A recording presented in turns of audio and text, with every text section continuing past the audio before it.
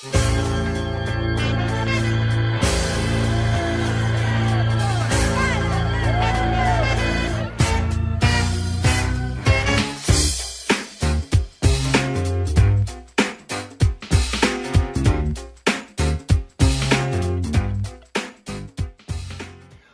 right, welcome back, all you beginners. So glad you have tuned in.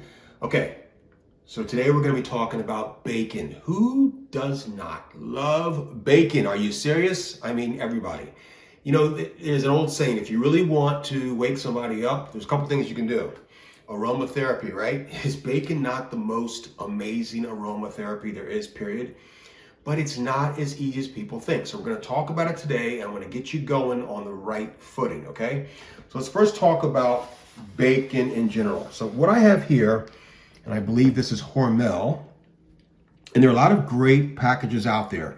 I like the thick cut, okay, because I just think it adds a little more meat to it, and it's, you know, it's just more flavorful because the fat, when it cooks, it adds to the flavor, okay? So when you're looking for a good bacon, I actually go for the thick cut. If you don't prefer the thick cut and you want more of a thin cut, that's fine. It's just going to, you know, vary. Your cooking temperatures are going to change a little bit, okay? And we'll discuss that. Now, in this, what we're going to do basically is, let me talk to you a little bit about some of the secrets that happen in the restaurant industry. So think about the Waffle House or IHOP, okay, or your favorite breakfast place that's packed on Saturdays and Sundays for brunch. Trust me when I tell you that at 5 or 6 in the morning, they are preparing pounds and pounds of cooked bacon to be able to serve to all the customers. How would they do that consistently and so quickly? They're not putting it into a pan. Now, cooking bacon in a pan is perfectly fine. I'm not saying don't do that, but I'm going to show you what they do in the restaurants that actually make it easier, quicker, and you can do it in much more volume. Today, we're just gonna be doing 4 slices. It's a perfect amount, especially with thick bacon, to add with your eggs or your pancakes or your waffles or your French toast or what have you, okay? And the way they do it in the restaurants, and the way we're going to do it today, is we use a sheet pan, all right? So I have a regular small size cookie sheet, or a sheet pan as we call it in the restaurant industry. Really recommend getting one of these to have at home. It's really, I mean, beneficial for so many things. And then I have some parchment paper. You can buy these at the store. Do not get wax paper, because the wax paper will give off an aroma to your whatever you're cooking on. Not good. So just regular parchment paper, and you just place that down onto your half sheet pan or cookie sheet. And then we're going to take 1 slice of your thick bacon. Just lay it down like that. Take another slice here. And we'll take another slice there. And 1 more right there. All right, so as you can see, it's really simple. We just put 4 slices. We probably could put 5 or 6, but you don't want to crowd this. Now, obviously, if you're cooking for a large family, you either want to get a larger sheet pan, or maybe you have to do a couple batches. But the whole point here is that when you cook in the oven versus in a pan, you're going to get more even cooking, okay? It's not something you have to watch over constantly. But look at me here. One of the things that keep people from cooking bacon at home more than anything else, and I don't blame you, is the splatter of the oil and the grease coming up at you in your face. It's not a fun thing. And people literally move away from cooking bacon because they don't want all that pop, okay? Cooking on a sheet pan, however, you don't have to worry about that, okay? Let the oven do the work. Keep the splatter inside the oven. It's perfect.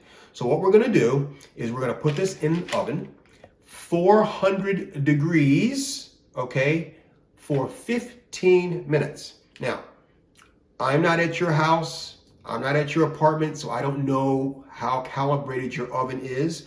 So you may have to change it to 425 or maybe 375. So you'll have to work with that, okay? But honestly, 15 minutes, take a look at it. I like my bacon to be crispy on the outside and a little juicy on the inside. I like a little chew. I like that flavor to come out, okay? So let's put it in the oven, and then we'll take it out in 15 minutes and you'll see what we have. Okay, so we have removed our bacon. It was 15 minutes on the nose. Look at this, so beautiful. And as you can see, it's evenly cooked all the way throughout on each one. And that's what you're looking for. And this way you don't have to worry about, look, and we didn't get any grease in our face. All right, the parchment paper did its job. It absorbed all of the grease for us. And now we just take it off. And I like to put it onto, I have a regular plate here and I've got a paper towel. I always want to rest my bacon on a paper towel first because I want to get some of that excess grease off. Okay, just like so. Just like that. Put this aside. And now, as you can see, it is perfectly cooked. This looks so delicious. Now from this point, there's so much you can do with this. Obviously, if you are making pancakes or waffles or French toast or eggs or whatever you're doing, you put this on the side and you've got deliciousness. But there's more. We can also make a sandwich. How about grilled bacon and cheese and tomato?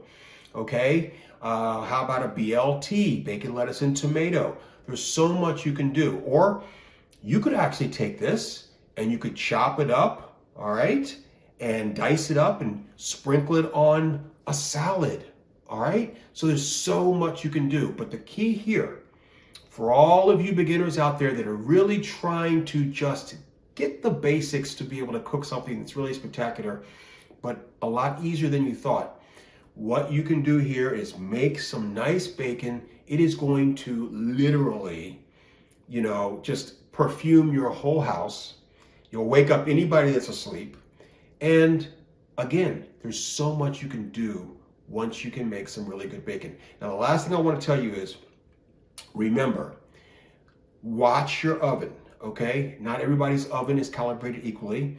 I like to cook it to where it's kind of like, come back down here, kind of like a, you know, it's not well done, it's not super crispy. If you're a crispy person, fine, let it go a little longer, that's fine. And you might want to get the thin cut slices of bacon. I like the thick cut because I like a little more chew in mine. So that's total personal preference to you, okay?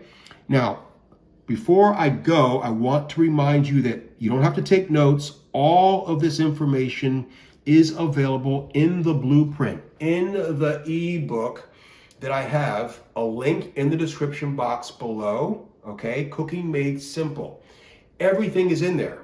Everything that you need to learn how to get from point A to point B without any worry, without any stress. It will truly be your best friend as you're going through this beginning process. It's going to take the fear and the stress out of every single step you make, okay? It is kind of a little chef on your shoulder, if you will, all right? So that's all we have for today. Beautiful, delicious bacon. I can't wait to see you on the next video. And until next time, remember, eat well and stay healthy.